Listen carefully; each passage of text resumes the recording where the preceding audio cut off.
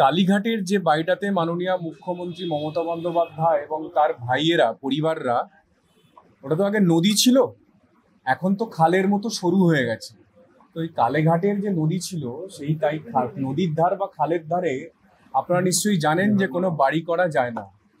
তো ওই জমিটা যে ওনারা জবরদখল করে বসে আছেন, আগে তার উত্তর দিক না, যে কালীঘাটের ওই যে জমিতে মুখ্যমন্ত্রী মমতা বন্দ্যোপাধ্যায় এবং তার ভাইয়েরা যে জমি দখল করে বসে আছেন তার ব্যাখ্যা আগে দিক, তারপরে সামান্য এই খড়গপুরের বাংলো নিয়ে আমি উত্তর দেব।